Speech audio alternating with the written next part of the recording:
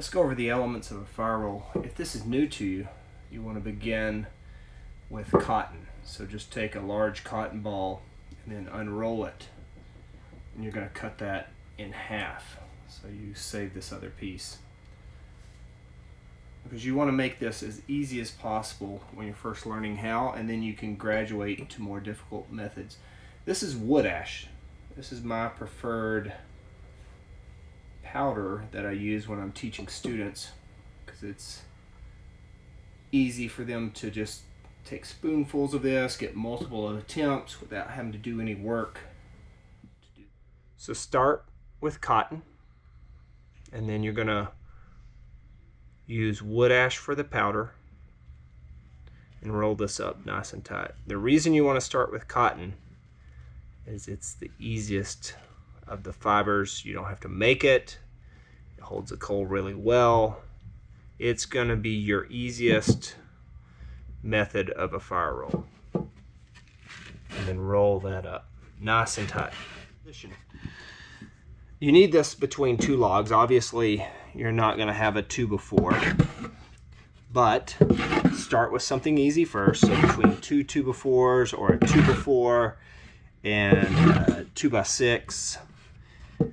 Now, out in the wild, you could make this. You take a log that's about yay big around, split it down the middle, put one part in the ground facing up. You actually want this to be fairly rough, not super rough, but you don't want it to be super smooth, or the fire roll itself will slip. You can do this on the concrete.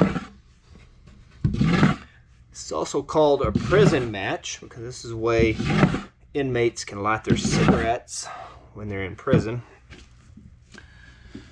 But I would roll this between two logs of about that size. That would be ideal. Back and forth.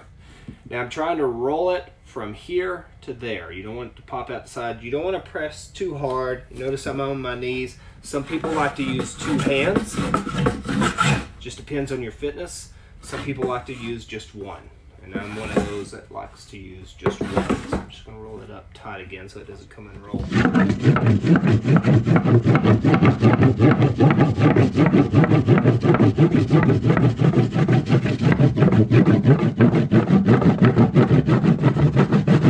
Okay, I can smell it now. So you want to avoid pushing too hard. You notice how that kind of flattened out, started coming out the sides, because you can actually put your ember out. So that's cotton. Now I've got a coal there. I've got another one there. So I formed actually 3. So there's another one there forming. And that'll hold a coal for a pretty good amount of time.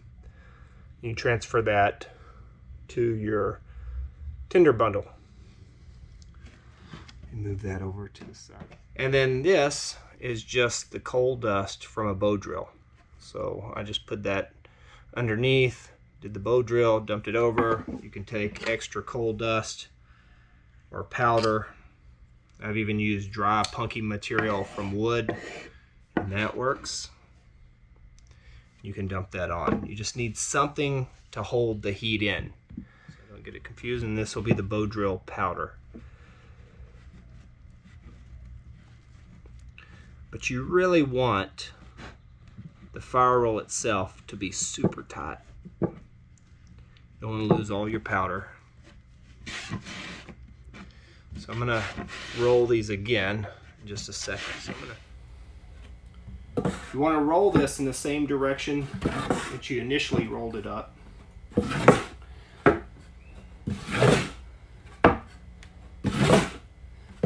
This is the bow drill.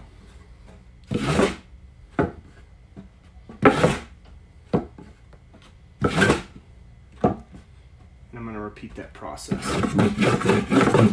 Long strokes, not too much downward pressure. I'm going to try to get some heat going. Oops. Make sure I'm going the same way.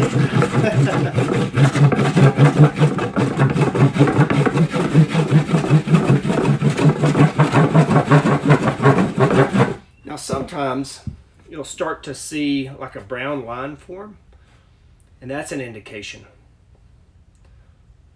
So So all I'm doing is just kind of twisting this back and forth, getting a little bit of oxygen in there so that that coal can form. And that's going to be the dust from a bow drill. Now this could have been scraped off with charcoal. If you found like a piece of charcoal, maybe a tree got struck by lightning.